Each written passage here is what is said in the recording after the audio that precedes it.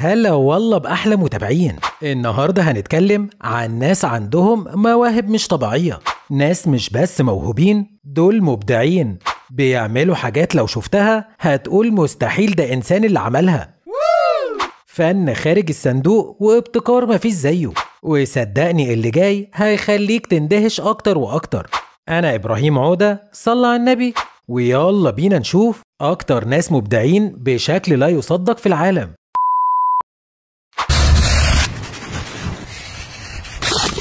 في جامعة ساند كاسل الفن بيبدأ من حبات الرمل، قلاع ضخمة ومخلوقات بحرية وتحف معمارية بتخلي الشاطئ كأنه معرض مفتوح. فكرة أسستها جانيل هوكنز وحولت الرمل لفن يخطف العيون.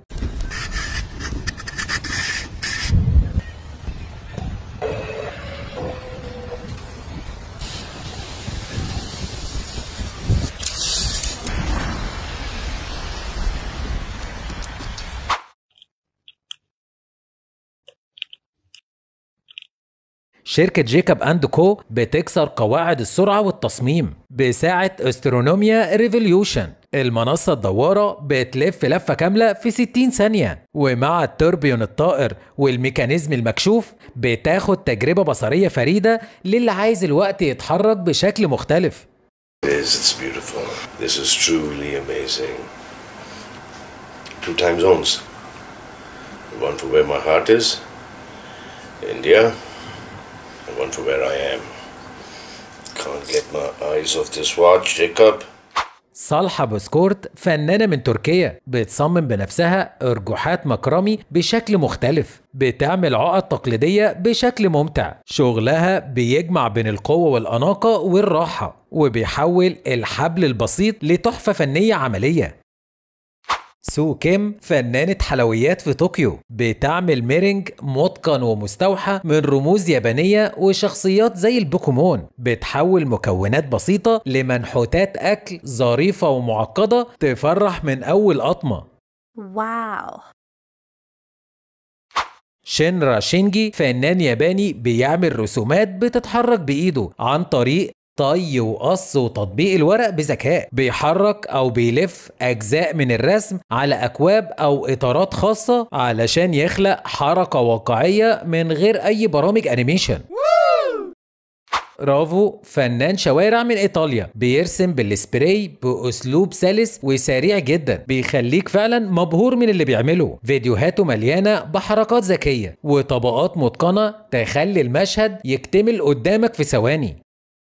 لوكاس بريتسكو فنان من سلوفاكيا مشهور بلوحاته الزيتية ورسوماته بالرصاص اللي واقعية بشكل مدهش، من بورتريهات حقيقية للطبيعة الصامتة. كل شغله بيكشف دقة عالية وإحساس قوي.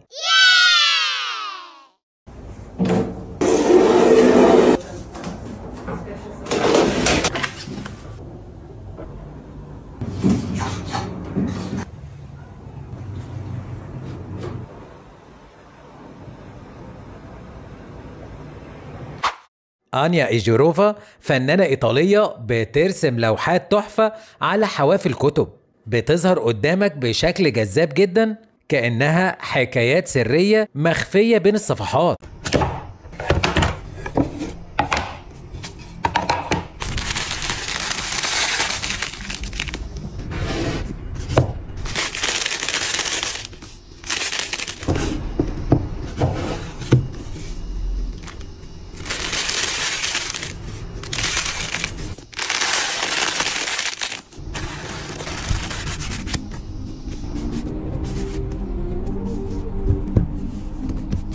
دين ماكرين فنان سيراميك من هاواي بيصمم بورسلين ملون بيعكس روح قواي الاستوائية. بدل ما يلون القطعة من بره بعد ما تخلص، بيخلط ألوان الطين جوه من الأساس، والنتيجة بتكون نقوش مبهرة ومعقدة.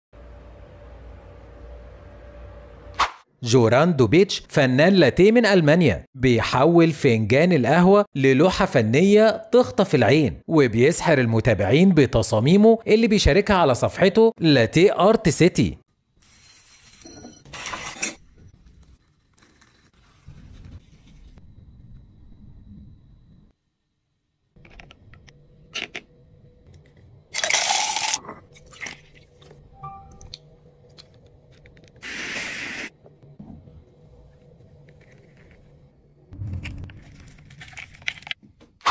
الفنان اللي بيرسم العربية دي يعتبر من عربياته المفضلة، دي أول مرة يرسم فيها أوف رودر. بصراحة رسم العربية بشكل مميز أكنها بتجري في الصحراء، حاجة كده تخطف العين وخارج الصندوق. من أناقة الورود لعبقرية الأشكال الهندسية، نحت مذهل في الفواكه والخضار بيحولها لتحف فنية. البطيخة بتفتح كأنها حديقة ورد، والجزر بيكشف شكل هندسي مثالي، شغل دقة وصبر وإبداع. أول ما تشوف شكلها كده تحس إن هي مرسومة. عايز أفاجئكم وأقول لكم إن ده قشر بيض عادي بيتحول لتحفة فنية بنحت دقيق وبإيد ثابتة، من كتابات وأشكال ظريفة لنقوش تخطف العين. شغل محتاج تركيز وصنعة وحب في نفس الوقت. قولولي في التعليقات أي واحدة من دول شدتك أكتر.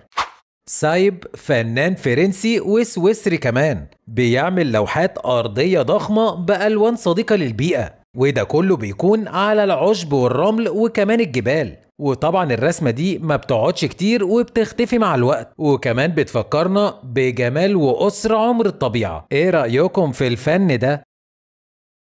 الفنان السنغالي المبدع بيبهر العالم بعروض رسم مباشرة مليانة طاقة وإبداع، وبيتميز بأسلوب فريد من نوعه، وبيرسم البورتريهات بالمقلوب، وأحيانا بيستخدم أدوات غير مألوفة أو حتى بإيده بس. في ورشة بمدينة نانتونج بيتحول السكر السايح لتحف فنية مذهلة بفن تقليدي عمره أكتر من 15 سنة. الفنان ده بيجسد كل حاجة من أبطال الأنمي لحد مجسمات مدهشة بأسلوب يجمع بين التراث والإبداع، فن يتشاف ويتاكل في نفس الوقت. وهنا لما الحلو يتحول لخدعة، الفنانة المبدعة بتبهرنا من جديد بكعكات واقعية بشكل لا يصدق، سواء كان حضر رخام أو خلاط أو حتى كمان كان بلاط. ده حتى الإسفنجة طلعت كيكة، وطلع كل ده معمول من الكيك. بصراحة إبداع يخلي أي حد يشك في عينيه. الظاهرة العالمية مورموريشن رجع تاني لباريس بعد أكتر من 200 عرض و300 ألف متفرج. المبدع ده بيرجع بمستوى جديد، لوحات ساحرة بتجسد سحر الحركة في 17 عرض استثنائي، وكل ده على مسرح ماريني. بصراحة عرض تحفة.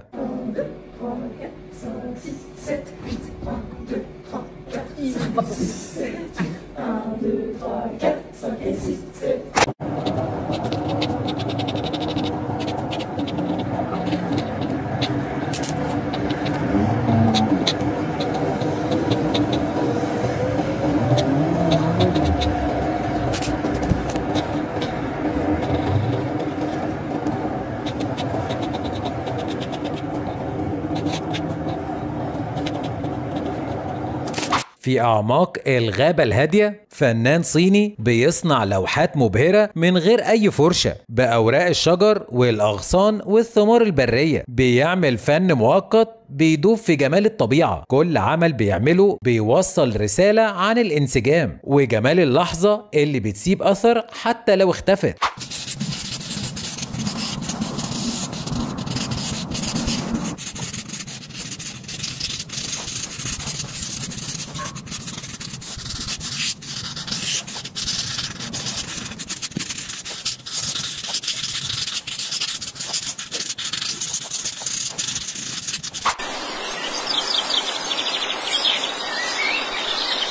فنان بيجمع الطحالب وبيعمل بيها فن جميل جدا، بيعمل منها عالم مصغر من جوه أوعية من الفخار، وكل ده من جرة بسيطة بيعمل جواها جبال وأنهار وغابات صغيرة. إبداع بيجمع بين الطبيعة والخيال في لوحة حية قدامك.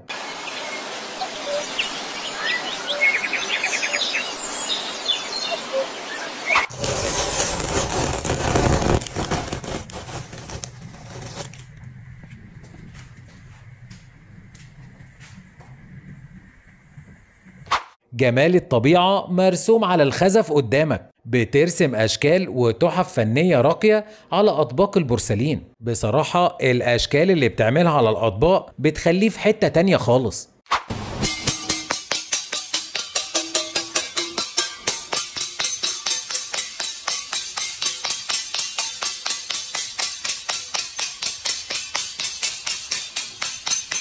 عالم العصر الجليدي بيتجسد قدامكم في الشوكولاتة. الفنان أموري جيشون بيرسم قصة كاملة بإيديه، من السنجاب اللي دمه خفيف لحد الجوزة الأسطورية، كل منحنى وتفصيلة معمول بإتقان، وده دليل إن الحلو ممكن يبقى فن ومغامرة في نفس الوقت.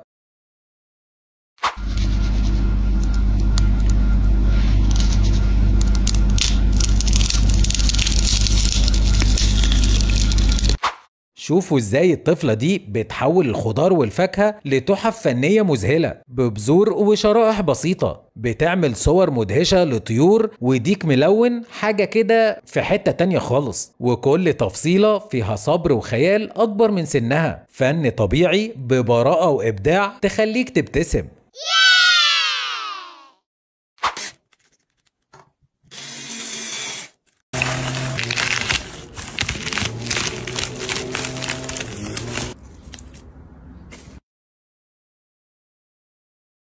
في حركة بطيئة ساحرة المية بتتحول لفن غريب، تموجات وقطرات متجمدة في الهواء، سبحان الله بتعمل شكل لوحات لحظية وبتختفي في ثانية، أشكال بصرية غريبة جدا لأول مرة ممكن تشوفوها. واو.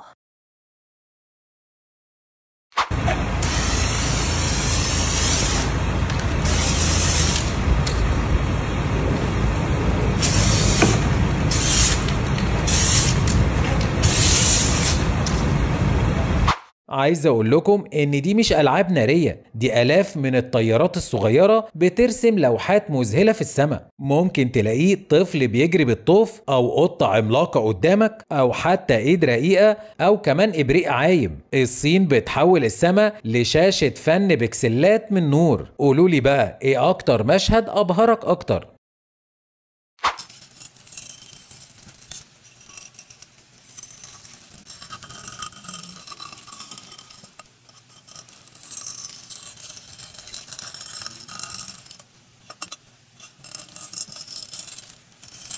من ساو جوزيه في البرازيل، المتخصص فرانسيسكو بيدعم الناس اللي بيعانوا من تساقط الشعر من خلال صالونه نوفا أبارينسا، واحد من أفضل مراكز وزراعة وتعويض الشعر في المنطقة. مش بس بيرجع المظهر، لكن بيرجع كمان الثقة بالنفس والراحة النفسية بخدمة شخصية واهتمام حقيقي بكل عميل. بجد الناس دول ابداعهم عدى الحدود. ما تنساش بقى اللايك والاشتراك، وانتظر اللي جاي هيبقى اجمد بكتير.